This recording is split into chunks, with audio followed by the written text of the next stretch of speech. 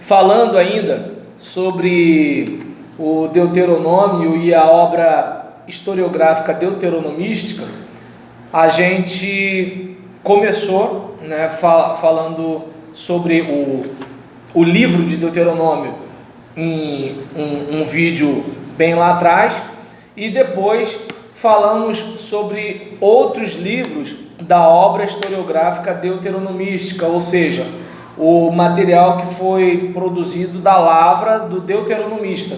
E o deuteronomista, ele é um teólogo, como tem o javista, o eloísta e o sacerdotal. E as linhas são diferentes, as épocas são diferentes, sendo que o deuteronomista ele se estende mais em alguns outros livros. E aí, a história da época dos reis... não cheguei a dizer, que eu estou lendo a partir da formação lendo a partir do livro A Formação do Antigo Testamento, de Rolf Rendtorff. E aí, a história da época dos reis subdivide-se em vários capítulos maiores. O governo de Saul é somente de pouca duração por causa de sua desobediência a Deus. Ele é rejeitado em 1 de Samuel, capítulo 15. Com isso agora surge a pergunta pela sucessão. Ela é respondida no capítulo 16. Davi é ungido rei por Samuel conforme a ordem de Deus. Mas Saul ainda ocupa o trono, e consequentemente começa uma longa movimentação, uma longa e movimentada história de rivalidade entre Saul e Davi. Davi é obrigado a fugir e manter-se escondido. Por fim, até tem que abandonar o país. Somente após a morte de Saul, na peleja contra os filisteus, está livre o acesso ao trono para Davi. Primeiramente é aclamado o rei por sua própria tribo, Judá, e que já é no segundo livro de Samuel, e passa a residir em Hebrom. Após lutas prolongadas com os descendentes de Saul, alcança enfim o domínio sobre as demais tribos. Sua primeira ação de alcance político é a conquista da cidade de Jerusalém, que até então se achava em poder dos aborígenes cananeus, os jebuseus, por isso era chamada de Jebus. Assim, Davi estabelece para si uma residência em lugar central que não pertence a nenhuma das tribos, mas é sua propriedade pessoal. Nesta altura, termina a história da ascensão de Davi. Com o próximo capítulo, que seria o capítulo 6 de segundo livro dos reis, Samuel, com o próximo capítulo começa um novo tema, a questão da sucessão de Davi no trono. Davi manda trasladar para a sua nova residência o antigo santuário central da Associação Cultica das Tribos, Israel, a Arca da Aliança, e assim faz de sua cidade também o centro cultico. Afinal, recebe da boca do profeta Natã a promessa divina de que sua dinastia subsistirá para sempre. Assim, o domínio de Davi parece assegurado, tanto mais que ainda consegue ampliar consideravelmente seu território, subjugando uma série de povos vizinhos. Em breve, porém, já começam as lutas pela sucessão no seu trono. Sucedem-se diversas revoltas e a tentativa de proclamar arbitrariamente um sucessor. Afinal, sai vencedor destas lutas Salomão, que já antes havia sido declarado o amado de Javé. Nessa história de sucessão de Davi no trono, temos novamente uma porção de boa tradição antiga. Pode-se considerá-la uma obra da historiografia cultivada na corte a partir da instituição da monarquia e, por conseguinte, de uma vida cortesã. Também, dos anais de historiógrafos na corte real, o deuteronomista fez uso para a sua exposição da história de Salomão. Menciona o livro da história de Salomão expressamente em 1º livro dos Reis 11:41. Entretanto, não tinha diante de si um complexo tão coeso como no caso da tradição sobre Davi. Assim formou seu próprio esboço da história de Salomão no começo, pois a revelação de Deus em Gibeon com a prece de Salomão por um coração compreensivo, e relata então, numa primeira sessão, acerca da sabedoria de Salomão, de sua corte, de suas relações comerciais e, sobretudo, da construção e da inauguração do templo, bem como do palácio real. A segunda parte da história de Salomão começa novamente com uma revelação divina, mas aqui se fala, por exemplo, a primeira, deixa eu ver aqui, deixa eu olhar aqui, o primeiro esboço da história de Salomão vem a partir de primeiro livro dos Reis 11:41, e o segundo esboço começa novamente, deixa eu ver, com uma revelação divina. Deixa eu ver aqui. Não, perdão. O primeiro esboço, capítulo 6-8. O segundo esboço, a partir do capítulo 9. Mas aqui se fala ao lado da promessa, também da ameaça, no caso do rei desviar-se de Deus.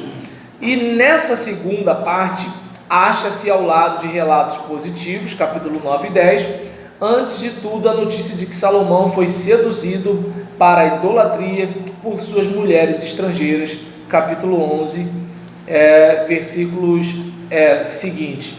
A reação da ira de Deus já implica a queda do governo de Salomão, capítulo 11, versículo 11. E ainda durante sua vida, seu poder começa a desintegrar-se em todas as partes. Deste modo, os acontecimentos após a morte de Salomão aparecem como a consequência necessária de seu procedimento. Então, a gente observa que o deuteronomista, ele passa a mensagem mais uma vez: Deus tem que ser o centro. Deus deixou de ser o centro, vai dar ruim. Fez a vontade dele, o homem não. É mais ou menos por aí, a linha é essa, né? E aí, tanto que fala, por exemplo, da situação do próprio Salomão. Tinha tudo para dar certo, mas não deu exclusividade a Deus. Aí deu ruim, né? Então, mesmo antes dele morrer, seu reinado já foi começando a ter um pouco de dificuldade. Então, que a gente possa pensar nisso, né? Que assim, a gente pode ter muita estratégia humana, mas assim, mais importante, né, do que as nossas habilidades é a questão de Deus estar com a gente. É aquele caso, você pode ser um excelente pregador, né, e assim, você não vai deixar de pregar bem porque você não está andando com Deus. Você vai pregar bem porque você sabe fazer aquilo. Você vai tocar bem porque você sabe fazer aquilo. Você vai administrar bem, você sabe fazer aquilo. A questão é o seguinte: Deus está contigo. Essa é a questão. Está dando para entender? Assim, Deus está contigo. Esse é o caso. Por exemplo, João Batista perde a cabeça, mas agora Deus estava com ele. É isso? Porque a gente tem aquela ideia de que assim, deu tudo certo, deu tudo errado. Não é bem assim. Jeremias teve um ministério aparentemente o quê? Fracassado. Ninguém escutou Jeremias, mas aos olhos de Deus ele era bem sucedido. Então é importante pensar nisso, né? Então a gente tem que ter aquela ideia, né, de que assim, se eu estou fazendo algo para Deus, Deus tem que ter exclusividade, né? Agora, se eu estou querendo disputar lugar, como por exemplo eu estava falando ontem, gente, na obra de Deus não tem lugar para estrelinha. O herói da história é Deus, o resto é coadjuvante. E aí eu volto para aquela questão da pregação. Quem vai ficar chateado com isso? Só quem é estrelinha. Quem não é estrelinha não vai ficar chateado com o que eu estou dizendo, porque eu estou dizendo o óbvio. O herói da história é Deus. O certo é todo mundo fazer o quê? Amém, aleluia e glória a Deus. Se ficou chateado, velho, desculpa, tu é estrelinha, entendeu? Só tem essa explicação. Se você não é adúltero, por que você está com bronca de eu pregar contra o adultério? Então, eu não sei se dá para perceber que assim, é importante a gente lembrar que você querer fazer a vontade de Deus significa que você vai incomodar a carne. E se você vai incomodar a carne, você vai incomodar a sua e vai incomodar de quem te ouve. Com uma diferença: quem te ouve pode começar a recuar no dízimo, recuar na frequência, recuar no trabalho. Aí o trabalho começa a capengar e todo mundo diz que é por quê? Porque você não é um bom líder. E nisso que você não é um bom líder, o que vai começar a acontecer? O pessoal vai começar a criar aquela narrativa, e naquela narrativa a tendência é o quê? É todo mundo ir para outra igreja porque lá o poder está fluindo, ou o pessoal fazer alguma coisa para o teu ministério parar. Então é importante a gente lembrar o seguinte: eu vou na força do Espírito. Não estou preocupado se vou ser bem sucedido ou mal sucedido. Eu estou preocupado se eu vou cumprir a missão que Deus me deu. Isso é o foco, né? É como aquele caso que nem trabalho de mãe. A mãe não sabe se o cara vai ser empresário ou se vai ser bandido, mas ela faz o quê? Ela dá o seu melhor para cuidar do seu filho. Quem é essa menina? Por que chegou essa hora? Cara, tá bebendo de novo, já viu sua idade? E essa toalha molhada na cama? Ó, toda vez que você deixar essa bermuda no meio da sala, ela vai ficar aí, eu não vou lavar. Na hora que você for pegar, vai pegar essa e vai com essa para a rua. A tendência do filho é o quê? Ó, ficar injuriado com a mãe. Mas é o trabalho de mãe. Ela não está ali, né? Ou às vezes quando ela morre, né? Porque às vezes o camarada fica com bronca da mãe, aí só fica com saudade depois que a mãe morre. Eu quero ir também! Cachorro. E aí nesse caso, eu não sei se dá para perceber, né? Que assim, o líder cristão é mais ou menos isso, é um trabalho de mãe. Todo mundo te acha chato, até a hora, como ele falou, que muda de lado. Rapaz, não é que meu pastor tinha razão? Ou quando quebra a cara, caramba, gente, se eu tivesse escutado, de repente aquela menina com 16 anos não estaria grávida, se eu tivesse me escutado. Está entendendo? De repente aquele marido não estaria para baixo, arrasado, com adultério, se tivesse escutado o pastor. O pastor vivia falando: olha o verdureiro, elogia sua esposa, está entendendo? Dá um beijo nela de manhã quando vai sair, dá de noite, entendeu? Para com esse negócio de assim, só ser carinhoso quando quer saliência. O pastor falou, mas não escutou. Aí o verdureiro estava lá, não escutou. Entendeu? Então o que acontece? É importante a gente ter a seguinte ideia, né? De que assim, antes eu era afligido porque eu andava errado, mas agora eu guardo a tua palavra. Então esse é o papel, assim, o pastor, ele apresenta o pasto. Ele, é por aqui. Mas se de repente o indivíduo fala assim: eu não quero. Primeiro, é ovelha? Não sei. É jumento? É pitbull? É lobo? É onça? Não sei, né? Eu sei que é o seguinte, o pasto é esse aqui. Ah, não gosto desse não. Esse aqui não tem sazon. Então, esse é o que tem, filho, né?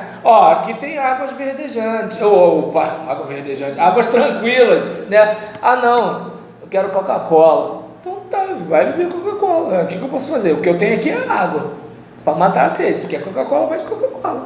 Então eu não sei se dá para perceber, nem Deus força ninguém a nada, não é você que vai forçar. Então, por exemplo, Salomão tinha tudo para terminar bem, mas terminou mal. Riqueza. Está dando para entender? Sabedoria. Mas, né, aquele negócio, quem muito se acha, uma hora se perde, né? Aquilo que a avareza não é subir o coração do outro. Vaidade? Vaidade? É aquele negócio, né? Pensa bem, ô Fernando, imagina, se o pastor prega e só tem uma decisão, não tem nenhuma decisão. Aí toda vez que você prega, 5, 6, 10, 15 pessoas se convertem. Aí uma hora de repente você pode pensar assim: eu sou muito bom. Nessa hora foi a hora que Satanás fez assim: consegui. Aí aquele negócio, pode estar acontecendo as coisas? Pode, mas você já não é mais aquele cara. Eu não tenho mais função. Tá entendendo? Assim, eu não vou nem entrar no mérito da unção, porque assim, eu não estou num plano espiritual. Eu sei de negócio. Você já não é mais o mesmo. Entendeu? Porque meu receio é porque às vezes o indivíduo, ele está fazendo algumas coisas que o pessoal fica impressionado, né? Então eu não sei se assim, poxa, de repente é o próprio Deus que pode estar fazendo mesmo, porque Deus não depende da nossa perfeição para usar a gente. A questão é o seguinte: Ele é a mesma pessoa. Por exemplo, a igreja de Corinto estava cheia de dons espirituais, tinha língua, profecia, milagre, isso, aquilo outro, não sei o que, não sei o que, não sei o que lá, e tal, tinha tudo isso. Entretanto, né, olha como é que o pessoal era carnal. Então tem isso, né? O que a gente precisa fazer é o quê? Botar a barba de molho. Já viu, ó, pô, o pregador fulano de tal tomou um tombo, a irmã fulana tomou um tombo, fulano de tal tomou um tombo. Pô, vou botar meu boi na sombra. Na menor possibilidade de erro, estou dando minha recuada. Entendeu? Não custa nada. Entende? É assim. Só que o problema da gente é que a gente paga para ver. Aí vê. Pagou, velho. Uma hora a boleta chega. O que se ganha é muito, mas o que se perde é mais. Esse é o caso. As consequências. Entendeu? Esse é o caso. Porque assim, qual é o legado que você deixa? Essa é a situação. Aquele cara ali, ó. Não, o mole que tu dá, daqui a 30 anos o nego vai lembrar. Por exemplo, se você como pastor, você, por exemplo, sofre no ministério, as pessoas que te fizeram sofrer, lá na frente, se elas forem de Deus, está arriscado elas te procurarem. Por exemplo, teve gente que me maltratou, né? Passaram-se 4 anos, eu nem estava mais na mesma igreja, a pessoa ligou para mim para me pedir perdão. Foi mesmo, pastor? Foi. Aí teve uma outra igreja e eu nem era pastor ainda, eu era seminarista. E numa outra igreja eu já tinha sido pastor, eu era o vice-presidente da igreja, meu pastor saiu, né? Porque assim, aquele negócio assim, saiu, mas não saiu, entendeu? Assim, o pessoal dificultou a vida dele e ele saiu. E aí nesse caso, meu pastor tinha saído e eu assumi a liderança. E teve uma pessoa que assim, me fez sofrer pra caramba, mas me fez mesmo. E aí passaram-se alguns anos, a pessoa foi e mandou um e-mail me pedindo desculpa pelo que tinha acontecido. Poxa, que pena, né, que aconteceu aquilo e tudo, tal, não sei o que. Eu falei, vida que segue, toca o barco, né? Até porque eu entendo que você guardar aquilo que as pessoas te fazem de mal, assim, não é inteligente. Vamos olhar para o que Deus está fazendo. O que o diabo está fazendo, deixa para lá, né? E aí, nesse caso, onde eu quero chegar? Às vezes a pessoa cai a ficha e fala assim, meu Deus, eu perdi tanto tempo da minha vida, do meu ministério fazendo besteira, eu podia ter feito tanta coisa útil. Porque vamos e venhamos, quem faz maldade não podia estar bolando um plano evangelístico, não podia estar fazendo uma coisa para avivar a igreja e tal, mas assim, para articular, essa pessoa tem energia, mas ela não pega essa energia para ganhar alma, fazer discípulo, nada disso. Ou seja, na minha concepção, essa pessoa está no movimento sem deslocamento. Já viu o cachorro correndo atrás do rabo? Né? Você entrou no carro, pisou no acelerador, fez barulho, gastou combustível, o carro não saiu do lugar. Tá aí, qual a utilidade? Então tem crente que está assim, ele está lá na igreja, ele canta sobre a Shekinah, ele toca, ele prega, ele faz, acontece, mas o básico do básico, que é mobilizar a igreja para servir o lugar onde ela está, como corpo de Cristo, e onde as almas estão precisando para pregar, ensinar e curar, isso não se faz. Por quê? O povo está preso nas atividades particulares, e aí nas suas atividades internas, vivem para si, né? E aí o que acontece? Nessa brincadeira, a gente vai se afastando da vontade de Deus. Aí a igreja pode estar com dinheiro, pode estar cheia de membro, tá, mas e aí? Entende? Está cumprindo a missão? Porque Cristo, onde Deus está? Perto do aflito e do necessitado. A igreja está de olho no aflito e no necessitado? Se não está, está fora. Entendeu? Então, entende? Aí o que acontece? A gente, usando o seu argumento, a gente tem dinheiro em caixa, a gente pode fazer mega evento, mas assim, o que a gente tem são clientes que, se você não fizer um negócio para bombar, aí eles vão procurar um outro lugar, entendeu? Então, assim, é um tipo de situação que, assim, Salomão, ele tinha muita habilidade, só que chega um momento que o cara já começa a pensar o seguinte: eu sou o cara. E eu entendo que é nessa hora que a gente começa a cair. Entende? É aquele caso. Eu, por exemplo, graças a Deus, eu estou muito feliz, né, com algumas oportunidades. Peço até que vocês orem. Eu recebi uma correspondência do editorial da Convenção Batista Brasileira para, de repente, eu produzir textos, né, para aquela revista, cheguei a te dar uma? Chegou. Então, aquela revista eu produzi para o estado do Rio de Janeiro. Agora eu fui convidado para escrever para o Brasil Batista, né? Então, assim, a gente fica feliz, né, contente com um negócio desse. Mas qual é a minha maior preocupação? Eu me achar. Porque eu sei que a hora que eu me achar é a hora que eu começo a me perder. E detalhe, qual a minha outra preocupação? Trocar a bênção da primogenitura pelo prato de lentilha. É o seguinte, tudo te darei se prostrado me adorares. E isso é direto. Isso não vai faltar no ministério de nenhum de nós. Vai ter gente que vai botar a mão no ombro da gente como assim, se tu fechar comigo, se tu não se meter comigo, se tu não sei o que lá, você vai viver feliz para sempre. Entende? E aí é a escolha que você faz. Porque quando Salomão casa com essas mulheres, tem gente que pensa que Salomão era um mulherengo. Gente, é a questão de aliança. Como é que o rei vai entrar em guerra com o genro? Está entendendo? E pensa bem, ele é casado com a filha do rei tal, casado com a filha do rei tal, casado com a filha do rei tal, casado com a filha do rei tal. Quem vai querer brigar com ele? Mas em compensação, olha o que aconteceu. Não tinha tudo. Entendeu? Vamos fechar para o próximo bloco? Então tá bom.